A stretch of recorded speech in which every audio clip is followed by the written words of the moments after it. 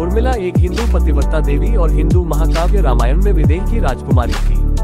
उन्हें नाग देवी का अवतार माना जाता है। उर्मिला का विवाह लक्ष्मण से हुआ था और वह अपने पति के प्रति समर्पण और त्याग के लिए जानी जाती है। उर्मिला का जन्म मिथिला के राजा जनक और रानी सुनैना के घर हुआ था।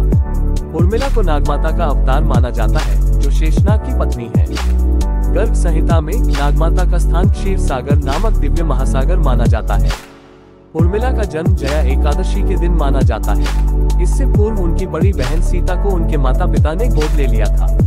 मांडवी और श्रुतकीर्ति उनकी चचेरी बहनें थीं, जो राजा जनक के छोटे भाई कुशध्वज और उनकी पत्नी चंद्रभागा की पुत्रियां थीं।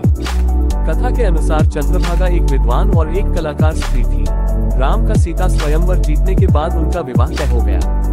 राजा दशरथ अपने बेटे के विवाह के लिए मिथिला पहुंचे और उसी समय राजा दशरथ ने भरत का विवाह मांडवी से, लक्ष्मण का विवाह उर्मिला तथा शत्रुघ्न का विवाह श्रुतकीर्ति से करने की व्यवस्था की। अंततः चारों बहनों का चारों भाइयों से विवाह हो गया। इससे दोनों राज्यों के बीच संबंध मजबूत हुए।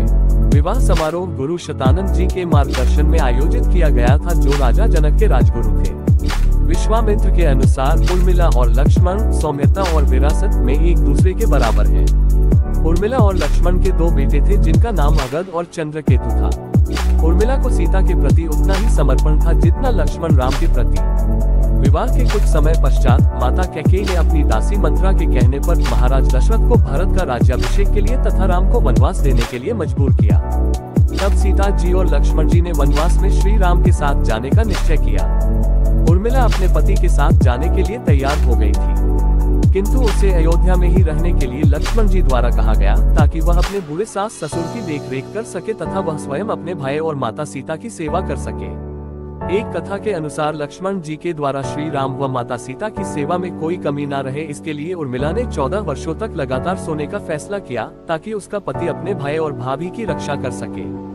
वनवास की पहली रात को जब राम और सीता सो रहे थे, देवी निद्रा लक्ष्मण के सामने प्रकट हुई और उन्होंने उनसे 14 वर्षों तक न सोने का वरदान देने का अनुरोध किया। देवी ने उनसे कहा कि वह उनकी इच्छा पूरी कर सकती है, लेकिन किसी और को उनकी जगह सोना होगा। लक्ष्मण ने देवी से इस बारे में अपनी पत्नी उर्मिला से पूछताछ करने के लिए कहा, जिन्होंने खुशी खुशी यह कार्य स्वीकार कर लिया। उर्मिला अपने और अपने पति के हिस्से की नींद पूरी करने के लिए वनवास के 14 वर्षों तक लगातार सोती रही। उर्मिला इस अद्वितीय बलिदान के लिए सदा ही याद की जाती है। उस निद्रा को उर्मिला निद्रा कहा जाता है। निद्रा ने लक्ष्मण से कहा कि वनवास समाप्त होते ही उन्हें सो जाना होगा, ताकि उर्मिला जाग सके। वनवास के बाद लक्ष्मण सो गए और उर्मिला ने राम का राज्याभिषेक देखा। लक्ष्मण जी ने कहा, मैंने इस भव्य क्षण का वर्षों से इंतजार किया, किंतु जब मैं अपने भगवान राम को राजा बनते हुए देखने वाला था, तो निद्रा की देवी मुझे हमारे समझौते की याद दिलाती है और मांग करती है कि मैं इसी क्षण उनके आगे समर्पण कर दूं और सो जाऊं तथा उर्मिला को जागने दूं। देवी निद्रा के वरदान के अनुसार उर्मिला वनवास के उन सभी वर्षों में सोती रही थी। जब लक्ष्मण वनवास से लौटे तो उन्होंने उसे जगाया। उर्मिला ने अपनी आंखें खोली और उसे देखकर खुशी से रो पड़ी। इसके बाद राम को कौशल नरेश घोषित किया गया।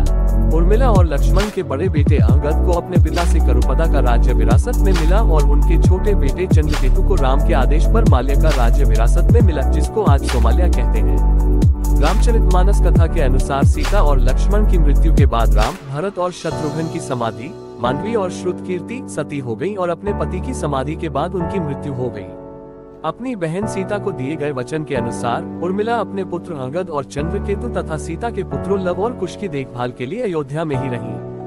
तत्पश्चात उनके बड़े होकर अपने अपने राज्य संभालने के कुछ वर्षों के पश्चात उर्मिला ने सरयू नदी में समाधि ले ली और पुनः नागलोक चली गई। बोलो मर्यादा पुरुषोत्तम भगवान रामचंद्र की जय। लक्ष्मण जति की जय। लेखनी हेमानंद नौडियाल, चनोली वाले। कृपया चैनल को लाइक, शेयर, सब्सक्राइब करें और कमेंट्स करना न भूलें।